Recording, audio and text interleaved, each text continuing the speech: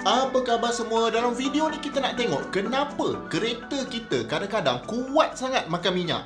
Lagi-lagi kalau kereta kita ni jenis yang tangki kecil. Kejap-kejap kena isi minyak. Dan sebab-sebab ni terpakai jugalah untuk motosikal. Okay, let's go. Sebab yang kelima, kenapa kereta atau motosikal kita ni kuat makan minyak adalah sebab kita tak servis enjin tu dah lama. Biasanya kalau untuk kereta sekarang, servis interval adalah 10,000 km ataupun 6 bulan. Mana yang sampai dulu? Tujuan kenapa manufacturer kita suruh tukar minyak enjin ni sebabnya minyak enjin kita ni dia tak boleh tahan sampai bila-bila. Tak kira guna mineral oil ke, semi sintetik ke, fully sintetik ke, dia tetap akan rosak. Lagipun minyak enjin ni bila masuk dalam enjin kita, memang dia akan kerja keras. First sekali minyak enjin ni dia kena experience heat cycle yang memang ganas. Anda cuba bayangkan, ada minyak yang akan lubricate cylinder wall tu dan dekat situ memang suhu sangat tinggi. Lagi-lagi waktu kereta kita tengah high load. Jadi lepas kena heat cycle ni, lama-lama minyak tu akan rosak lah. Kemudian enjin kita ni nak tak nak mesti ada wear and tear. Jadi partikel-partikel besi yang tercabut dari enjin kita tu nak pergi mana? Mesti minyak enjin ni akan sapu dia dan bawa ke filter. Kalau tak pun dia akan duduk dekat bawah sekali dalam tangki minyak hitam kita. Dan filter ni pula, kalau kita tak servis dia, kita tak tukar dia, dia akan tersumbat dan menjadikan circulation minyak enjin dalam kereta kita ni tak efisien. Jadi bila dia tak boleh bergerak dengan efisien, most likely enjin kita akan operate dalam keadaan yang lebih panas dari biasa. Dan bila suhu ni tak optimum, parameter dalam enjin kita tu pun akan berubah dan tak sama lagi lah dengan parameter asal masa enjin tu dicipta. Jadi enjin pun akan kurang efisien dan ini maknanya dia akan bakar lebih banyak petrol dari biasa. Okey, sebab yang keempat pula, kenapa kereta kita kuat makan minyak adalah angin tayar kita ni tak betul.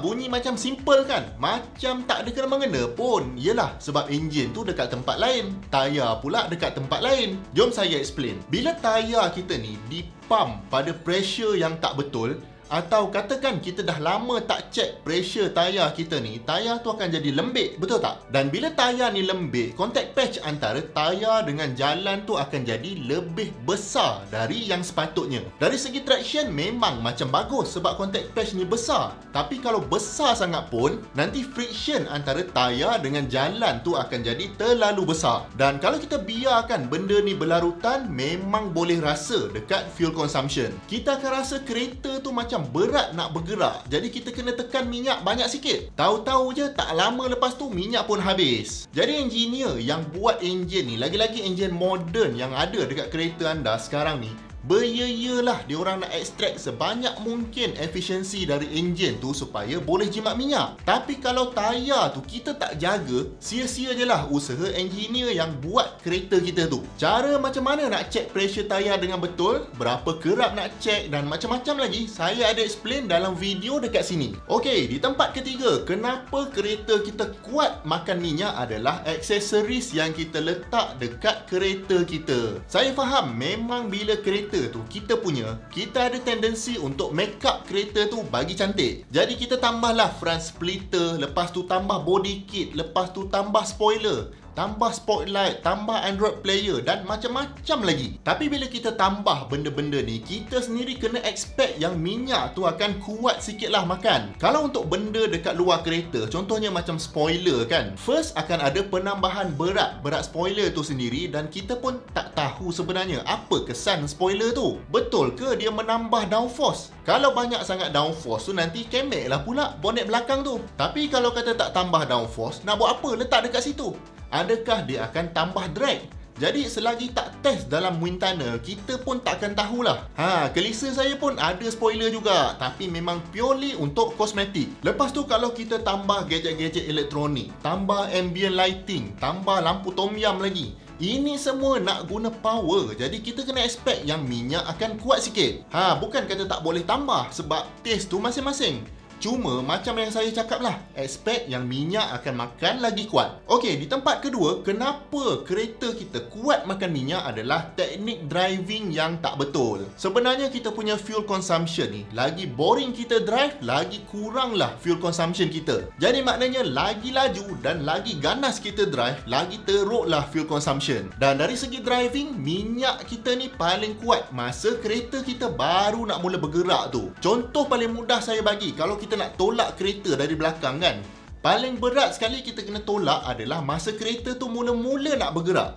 Bila kereta tu dah start bergerak, dia dah ada inersia sendiri, kita dah tak payah tolak kuat sangat dah. Itu yang Newton first law kata, benda yang bergerak ni dia akan terus bergerak. Cuma sebab ada friction dengan air resistance tu, kita kena bakar minyak lah untuk terus bergerak. Jadi untuk berubah dari kereta tu duduk diam kepada nak bergerak, memang akan guna tenaga yang banyak. Maknanya time nak accelerate tu, kalau kita pecut dengan cepat, memang minyak akan cepat habis. Contoh dekat traffic light tu kan, lampu hijau je terus tekan throttle sampai dekat lantai. Memanglah anda dapat pergi lagi cepat dari kereta lain, tapi memang banyak gila lah pakai minyak masa tu. Buat macam ni, lagi banyak pakai minyak dari tengah cruising 110 km sejam dekat highway. Cuma itulah, bagi sesetengah orang, part acceleration lah yang paling seronok masa bawa kereta. Jadi berbalik pada point saya tadi, lagi boring kita drive, lagi jimat fuel consumption kita. Okey, jadi kita dah tengok 4 sebab kenapa kereta kita ni kuat makan minyak.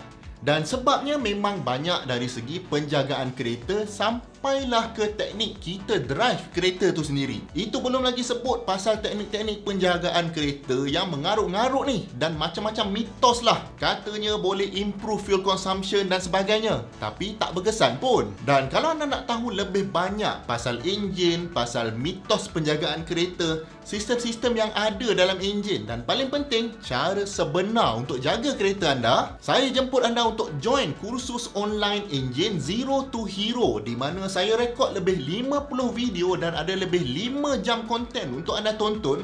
Tak kira dekat mana-mana, bila-bila masa saja anda nak tonton. Jadi dari kursus ni anda basically dapat tahu segalanya lah pasal enjin kereta anda. Jadi sekarang ni saya masih lagi dalam proses recording. Jadi untuk anda yang join awal, saya bagi diskaun special sebanyak 60% untuk anda. Jadi cepat-cepat rebut diskaun ni, sebab bila dah siap recording kursus ni nanti, tak ada lagi lah diskaun sebanyak ni lagi. Link untuk join saya letak dekat bawah. Okey, jom kita sambung. Baik, jadi sebab di tempat pertama, kenapa enjin kereta anda kuat makan minyak adalah sebab enjin tu sendiri dah diubah suai. Kalau bahasa bengkel ni kita panggil enjin tu dah modified lah. Ni saya nak tanya anda, ada tak orang mod enjin dia supaya enjin dia lagi jimat minyak? Kalau saya, tak pernah lagi lah saya dengar orang mod enjin untuk lagi jimat minyak macam ni. Mesti orang mod enjin ni untuk bagi enjin tu lagi power, lagi banyak torque. Jadi kalau mod yang ringan ni biasanya setakat tuning ECU lah. Dan kalau yang berat sikit, dia orang buat tuning plus tambah hardware macam turbo dan macam-macam lagi ditambah. Jadi semua hardware baru ni akan tambah pula berat kereta tu. Dan of course, engine map sekarang dah jadi lain. Maknanya engine kita ni sekarang operation dia lain dari operation yang engineer dah setting semasa awal-awal dekat kilang dulu. Dan dari segi fizik pun, kalau kita nak kereta tu laju, mestilah kita kena bakar lagi banyak minyak untuk dapat semua tenaga untuk pergi laju tu. Jadi of course lah, fuel consumption akan naik. Kemudian ada praktis macam buang termostat dan sebagainya. Sampai enjin tu dia sejuk sangat pun tak bagus juga, sebab enjin sekarang ni sangat sensitif dengan suhu. Orang kata elok buang je termostat tu sebab Malaysia ni panas katanya. Tapi dekat Eropah sana pun, kalau musim panas tu lagi panas dari Malaysia lagi. Tak ada pula dia orang buang termostat tu. Dan kalau betul-betul lah termostat tu tak ada faedah, awal-awal lagi engineer kereta tu tak letak dekat enjin tu. Betul tak? Jadi jangan buanglah termostat tu, lagi-lagi untuk kereta moden.